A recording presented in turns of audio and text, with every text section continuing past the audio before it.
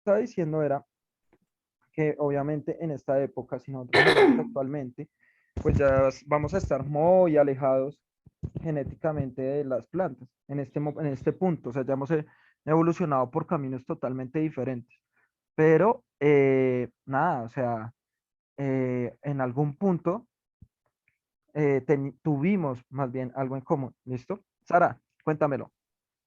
Profe, una vez un niño en sociales dijo que nosotros compartíamos, teníamos una compatibilidad genética con los bananos o plátanos. Los bananos o plátanos un 60%. Claro. Uy, no sé si el 60%, habrá que ver de dónde sacamos la información, habrá que ver, me toca mirar. No sé si un 60%, eso sí lo dudaría, pero obviamente todos los seres vivos tenemos compatibilidad genética porque venimos del mismo ancestro, ¿listo? Que es Luca en este caso. Entonces, sí vamos a tener, ahora me tocaría mirar si hay un 60% de compatibilidad genética. Bueno, me tocaría mirar, la verdad. Me tocaría mirar porque no sé. Listo, acá me dice. em, no, no sé. Tengo que mirar, pero no sé, me parece un porcentaje realmente muy alto. Pero bueno, no pasa nada. Juan Sebastián, cuéntamela. Profe, una pregunta, ¿cómo hacen para ver el ADN de algo? Ah, ok, listo. Bien. Vamos a tener una cosa, una ciencia. O sea, digamos que más adelante vamos a ver esto que les voy a explicar, pero todo esto empezó con un señor que se llamaba Charles Darwin. ¿Se han escuchado ese nombre? Sí, Charles profe. Sí. Darwin. ¿Sí lo han escuchado? Sí, profe. Sí, señor. Sí, Sí, profe. profe, Sí, profe. en En sociales, en sociales. sociales. ¿Por qué es famoso el señor Charles Darwin? Por, ¿cómo se dice? Por saber cosas sobre Porque la habla de la evolución evolución del humana. hombre. Primero, habla de la evolución del humano, ¿cierto? Vamos a cambiar el concepto, ¿listo? Ya no le vamos a decir hombre, Pre- le vamos a decir humano, ¿listo? ¿Les parece? ¿Por qué? Porque el hombre es un poco limitante. El humano ya cubre a las mujeres también. ¿Listo? Entonces, la evolución del humano, claro, la plantea nuestro amigo Charles Darwin, la plantea Charles Darwin, ¿cierto? Pero antes de Darwin ya habían muchos amigos que ya hablaban de evolución también, ¿sí? Por ejemplo, el abuelo de Darwin también hablaba de evolución. Ahora, ¿por qué fue importante Darwin? Porque él empezó a hablar, bueno, Sara dice, empezó a hablar de la selección natural. La selección natural es una teoría que veremos más adelante de evolución, porque este tema que estamos empezando a ver, si ustedes se fijan, empezamos desde la formación del universo hasta la formación del planeta y luego pasando en este momento estamos cómo empezaron a aparecer las primeras formas de vida, que fueron bacterias, ¿sí? Entonces, eh, la selección natural es una teoría que nos va a hablar principalmente de competencia. Ahorita la selección natural incluso es muy debatida, es muy criticada, porque la selección natural es quien tenga la mejor capacidad de adaptación, compite con los demás para sobrevivir. ¿Listo? Entonces, actualmente, pues hay como una cuestión de tumbar también esta selección natural, esta teoría, porque muchas especies no compiten, sino más bien se colaboran entre ellas para poder sobrevivir. ¿Sí? Entonces, bueno, eso ya después lo veremos. Entonces, el señor Darwin es importante porque él aportó la teoría de la evolución actual, ¿m? La que la mayoría de personas creen, pero esa evolución es una evolución muy larga, exageradamente larga, o sea, que toma muchísimo tiempo. Entonces es tan difícil comprobar ciertas cosas, pero cuando aparece Darwin, eh, más o menos unos, ¿qué te digo yo? Como 60 años después, eh, aparece un señor llamado Gregor Mendel.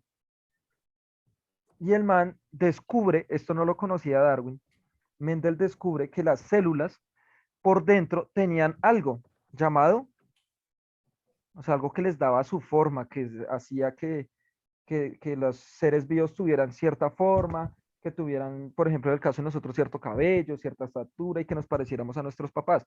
¿Cómo se llama eso? ¿Que descubrieron? Genes. El ADN y los genes. ADN. ¿Listo? O sea, principalmente los genes. Muy bien. Primero descubren los genes. Eso, el papá de los genes es Mendel. Y luego, posteriormente, Rosalind Franklin, que es una investigadora, un científico, descubre el ADN y que tiene doble hélice. Tiene una estructura de doble hebra, como el ADN que muestran en las películas y todo eso.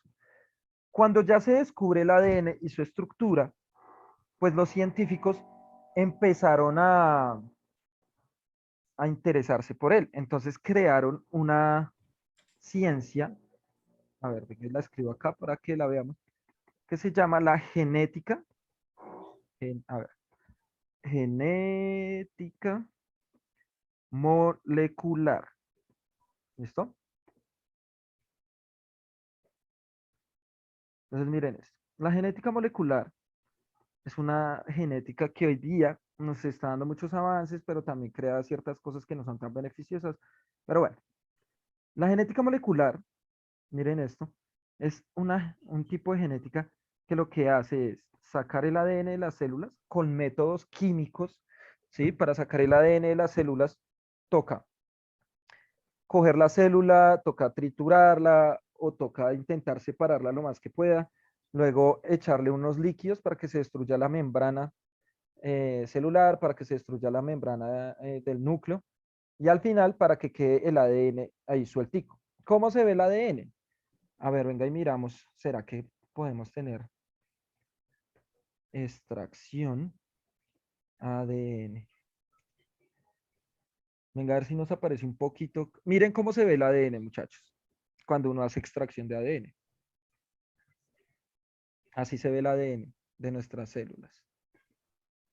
¿Y Como una cómo E. lo sacan o de dónde lo sacan, profe? Acá está el método. Entonces, estos tubitos, o sea, este tubito que viste ahorita, es un tubito que se mete en una centrífuga. ¿Ustedes saben qué es una centrífuga? Es como una especie de licuadora. Pero entonces en esa se mete el tubito y ese empieza a dar muchas vueltas, muchas vueltas, muchas vueltas, y eso hace que la célula se vaya separando. Además, toca agregarle muchos químicos, sustancias, para que vayan destruyendo la célula en sí. Y al final liberar el material genético o ADN. ¿Listo? Como este, que queda así. Juan Sebastián, dime. O sea, digamos, pero ¿en qué parte de nuestro cuerpo lo sacan el pelo? De cualquier O, parte. ¿sí? ¿Por qué? ¿Por qué de cualquier parte? Porque todas las células del cuerpo tienen ADN. Todas. Todas las células de nuestro cuerpo tienen ADN. ¿Listo? Las fresas también. Ujú, claro. De fresa también se saca muy fácilmente el ADN.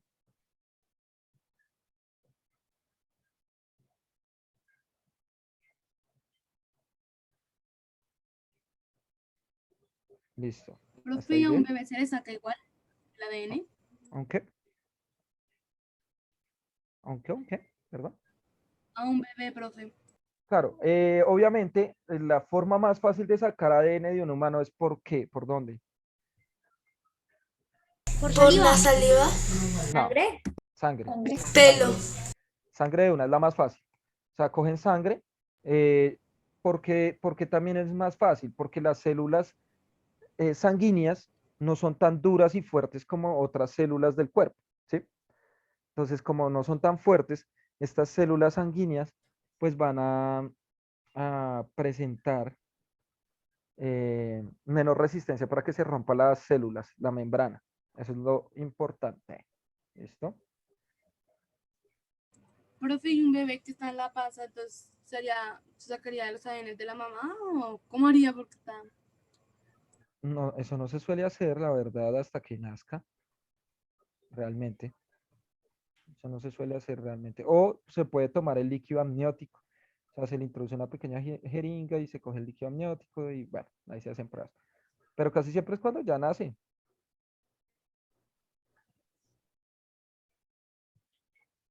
¿Listo? Ah, ok, gracias, profe. Bien. Entonces, mis amores, vamos a ver que el ADN pues se volvió muy importante. Entonces, ¿cómo hacen para saber que Luca, que los árboles, que no sé, perros, gatos, humanos, lo que sea, están unidos de cierta manera? Pues lo que van a hacer es extraer el ADN, ¿sí? Extraer el ADN de estas células y lo van a comparar. ¿Cómo lo comparan? Con un computador que tiene un programa y busca coincidencias, es decir, qué información del ADN se parece a la del otro ser vivo. Si se parecen mucho, están muy emparentados, muy relacionados. Si no se parecen nada, tienen una gran distancia. Sin embargo, hay un punto en común y es que, como les venía diciendo, había un ancestro, ¿cierto? De origen a todo, pues ese fue el que permitió que todos estuviéramos ligados genéticamente. Juan Sebastián, dime. Profe, una pregunta, perdón, rollo un poquito. ¿Cuál es el ADN? ¿Este de arriba o el de abajo? ¿Cómo? ¿Cuál, o sea, el ADN es este de arriba? Si ves ven, te lo voy a señalar. Si ves Ok. esta nube blanca, Sí. esa nube blanca es el ADN. Ah. Entonces, ¿qué es lo de abajo? Esto. No, eso es como un reflejo. Ah, Eso es ya. como un reflejo. ¿Listo? Gracias. Listo, dale. Pero este es el ADN, ¿listo? Ese es el ADN. Y se puede extraer de todo ser vivo, ¿listo?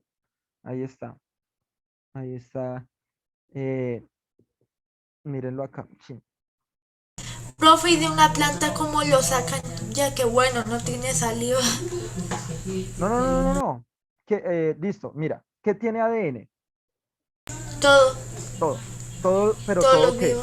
Ah, Todo bueno. lo vivo. Todos los seres vivos, ¿sí o no? Ahora, de nosotros lo pueden sacar del donde sea el ADN, de donde sea. Del músculo, de la sangre, de la saliva, del pelo, de lo que sea, porque todo tiene ADN. Ahora, en el caso de las plantas también pasa lo mismo. Si tú miras la fresa, la planta de fresa, las hojas de la planta de fresa, si miras el pasto, si miras el tronco de un árbol, todo eso tiene ADN.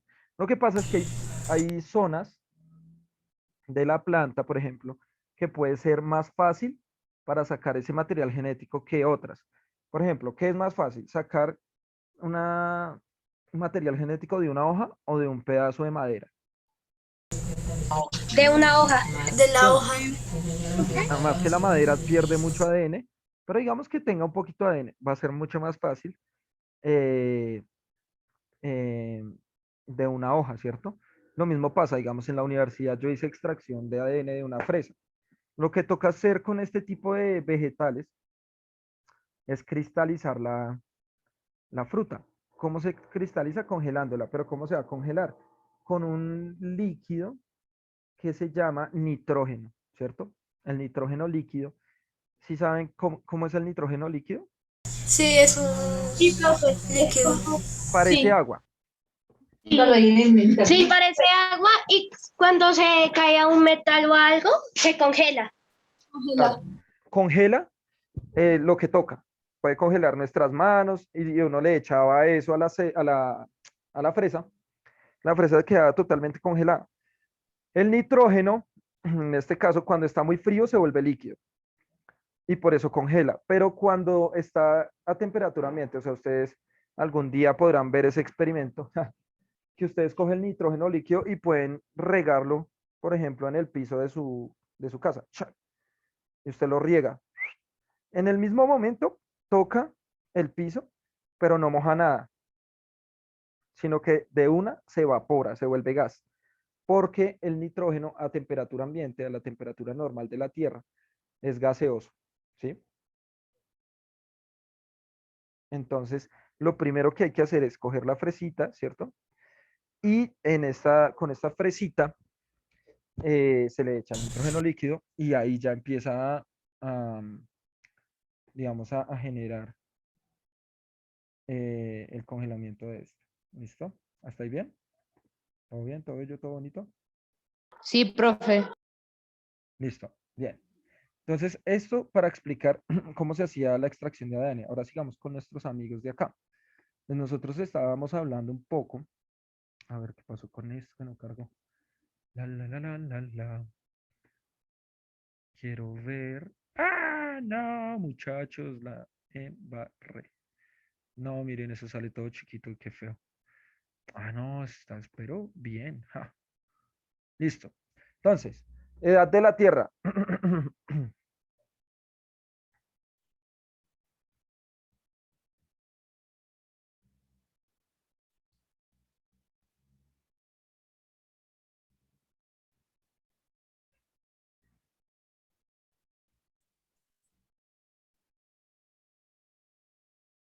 Edad de la Tierra, amigos. Ahí está. 4.600 años, 4.600 millones de años. 4.540. 4600. Ok, bueno. 3.000 millones de años. 4.600 millones de años. ¿Listo? Ahí está. Entonces, mire que la Tierra empieza a tener un cambio. Acá estamos hablando de las condiciones que empezó a tener la Tierra, ¿cierto? Al comienzo, cuando se crea, de eso estamos hablando. Esa era adeana, ¿cierto? No hay vida, ¿listo? Erupciones volcánicas, la lluvia enfría la superficie del planeta, se empiezan a formar los océanos, y esas fueron las condiciones que plasmaron los investigadores. ¿Quiénes?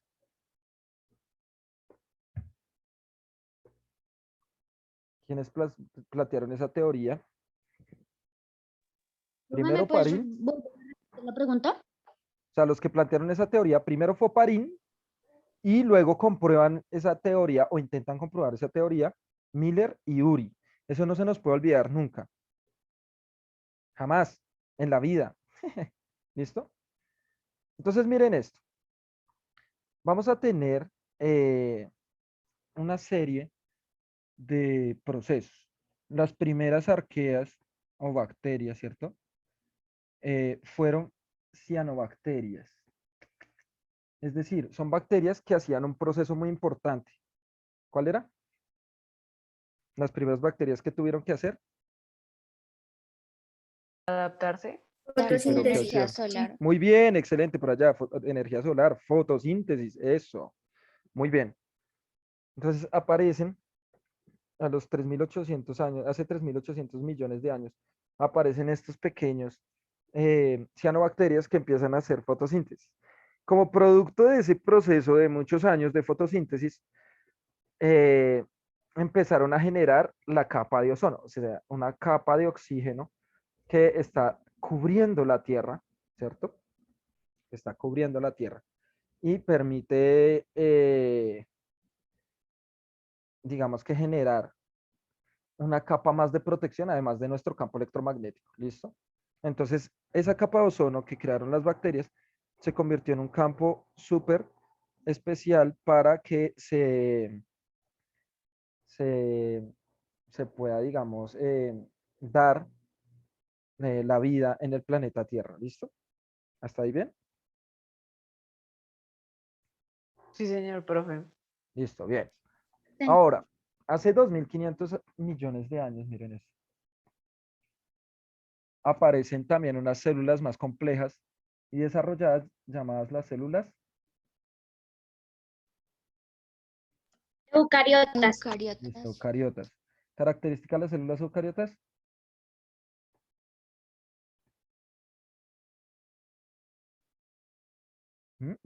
Profe, tienen núcleo y son más grandes. Muy bien. Tiene el núcleo y muchos más organelos celulares, ¿sí o no? El ADN está protegido por un núcleo, muy bien. Excelente. Son mucho más grandes, muy bien, excelente. Bien. ¿Qué más? ¿Qué más pueden tener las células eucariotas? Profe, Dime. si no estoy mal, las eucariotas Ujú. también tienen membrana, ¿no? Que eso no lo tenían. Ah, bueno, las otras tenían pared celular, pueden llegar a tener membrana, ¿sí? Profe, pero la pared celular no era la de las plantas. Las tienen las plantas, pero también las bacterias, ¿listo? Profe, una pregunta. Dime. ¿Qué es esto? ¿Qué? ¿Qué es ese animal? ¿O qué es eso? ¿Es una planta? Sí, en las plantas tipo algas también puede ser, ¿sí? Que están empezando a surgir en los océanos. ¿Listo? A ver, miramos acá qué pasó. Membrana celular, bueno. Listo. Entonces, aparecen las eucariotas. Y ojo con lo que va a decir, las células eucariotas se reconocen porque sencillamente también pueden llegar a formar tejidos, ¿listo? ¿Qué son tejidos? Son la unión de células del mismo tipo. Entonces, mire esto tan interesante, ¿no? Puede formar tejidos, pero estos tejidos eh, pueden formar seres, y ojo con esta palabra, pluricelulares. ¿Listo? Los tejidos pueden formar seres pluricelulares. Eso va a ser muy importante, muchachos. ¿Listo? Pero muchísimo, muchísimo. Porque eso fue lo que empezó a formarnos, o bueno, a la mayoría de seres vivos que somos pluricelulares. Las procariotas o las primeras bacterias son unicelulares, no pueden formar tejidos, no pueden. ¿Listo? Entonces eso va a ser muy importante. Bien, entonces vamos mirando acá, acá, no, ahí no. Creo que es esta. Sí. Entonces miren, todavía no nos acercamos a la primera gran extinción. La primera gran extinción fue hace 445 millones de años, ¿sí o no? Entonces miren que va a empezar a, a, digamos que a complejizarse, a volverse un poco eh, más compleja la estructura de los seres vivos. Y miren lo que pasa acá. La Tierra se congela, pero a la vez que pasa eso, empiezan a llegar o a formarse los organismos pluricelulares. Es decir, ya se empiezan a agrupar esas células eucariotas, recuerden que las procariotas no pueden, y empiezan a formar como tal un, un, una serie de seres vivos que empiezan a, a tener ya, digamos, como una organización de muchas células ayudantes. Luego nos vamos a una era importantísima. ¿Cuál?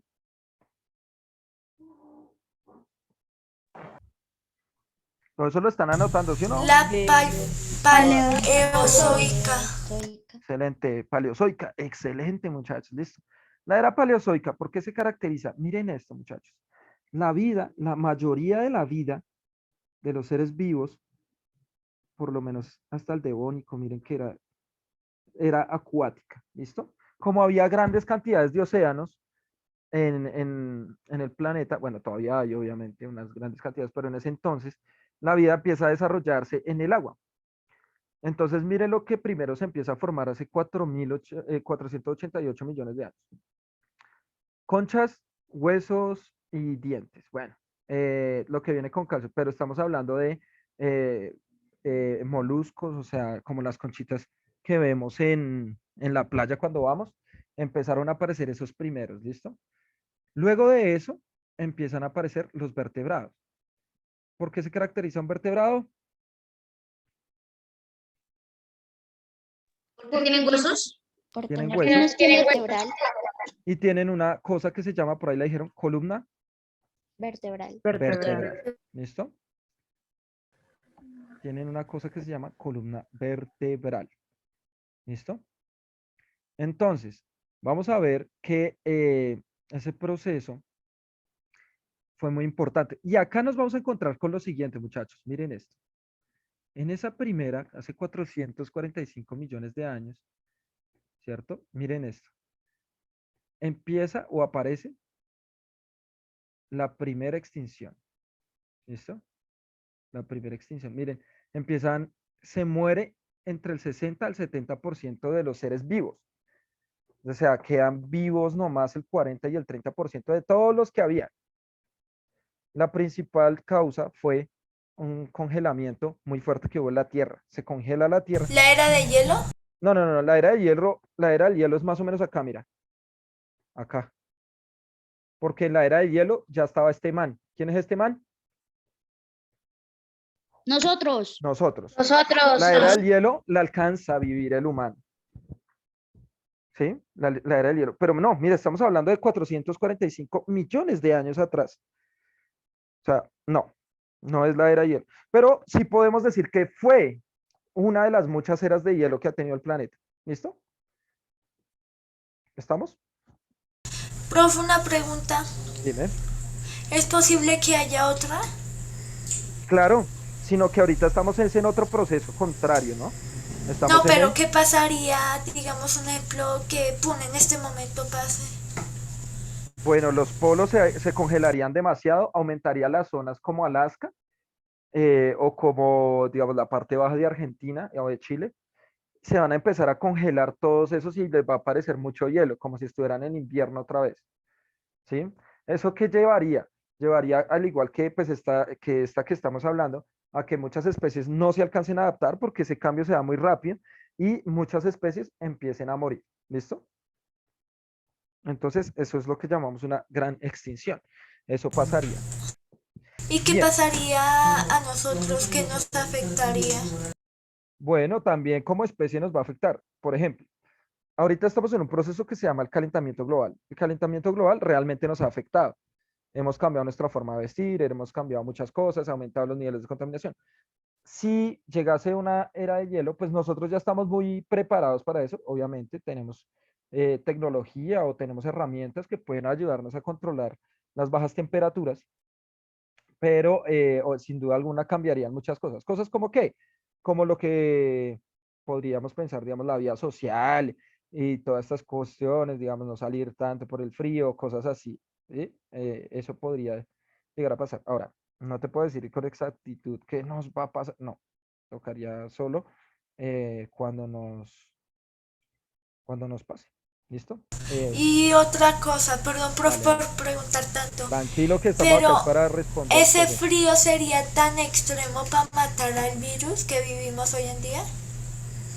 Ese virus sería extremo. El frío, sí, claro, podría llegar a destruirlo. Ah, ya. Gracias, profe. Listo. Ah, profe, perdón. ¿Y en la era de hielo también afectaría en los sitios que hace mucho calor, como en el Un desierto poco, de Sahara o algo así? un poco. Digamos, en los lugares menos afectados seríamos los países de qué, del trópico, o sea, los que estamos en el centro del planeta, ¿no? Del trópico.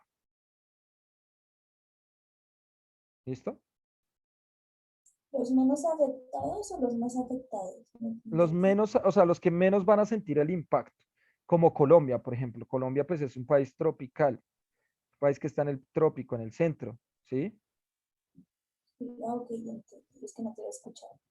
Listo. No, no, no te preocupes, estamos acá para responder. Ahora, Juan Sebastián, ¿vas a preguntar? Sorry. Ah, ok, bien. Entonces, miren, acá tenemos la primera gran extinción. Entonces, la primera gran extinción se cree que fue por un periodo de enfriamiento de la Tierra que llevó a que las especies no se adaptaran y, por tanto, murieran. ¿Listo? ¿Hasta ahí bien? Ahora, dice acá,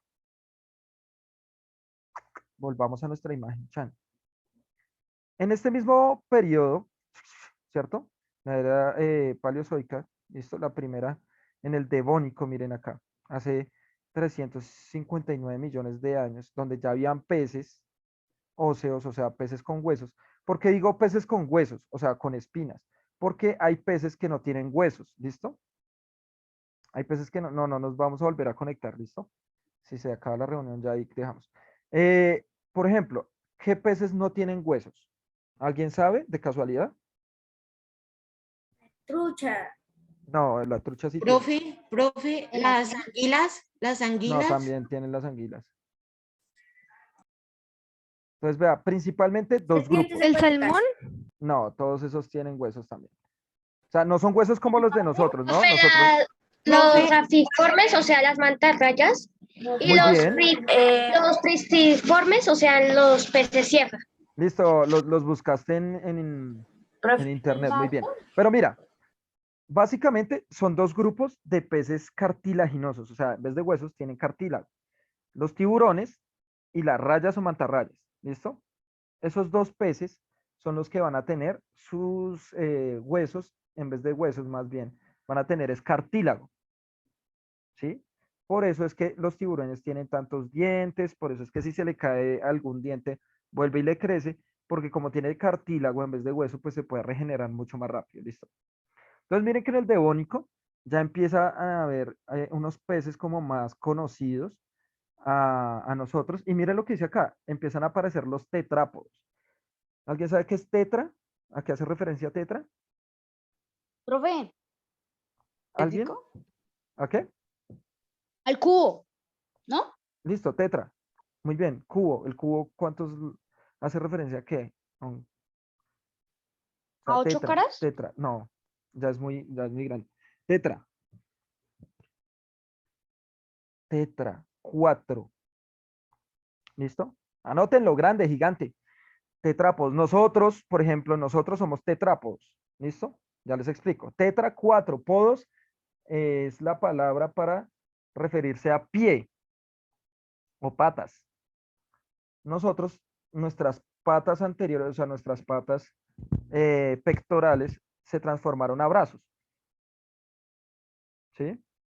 Pero siguen siendo, seguimos siendo tetrápodos, o sea, porque tenemos 4 extremidades. Entonces empiezan a aparecer las ranas, empiezan a aparecer los reptiles, ¿listo? Esos son los tetrápodos. Valentina, cuéntamelo todo. Profe, lo que pasa es que no sé si lo copié bien o mal. Ay, no, profe, ¿me puedes decir otra vez cómo es la palabra, por favor? Tetra, Sí, profe. ¿Y ya? Ah, ya, gracias, profe. ¿listo? Profe, Dime. una pregunta, ¿tetrápodos quiere decir que tenemos 4 extremidades o qué quiere decir eso? Sí. Tienes el de- Sí, 4 extremidades. O sea, la palabra en sí misma traduce 4 pies. Tetrapodo. Tetra 4, podo pie. ¿Listo? Pero sí, somos los animales que tenemos 4 extremidades. Entonces miren que ya para el devónico empieza a haber una extinción masiva, pero esa extinción masiva se da ¿en dónde? Ahí dice claramente, ¿en dónde? En los océanos. En los océanos. Es una extinción fuertemente acuática. ¿Listo? Entonces el agua empieza a tener cierto cambio y deja de tener oxígeno.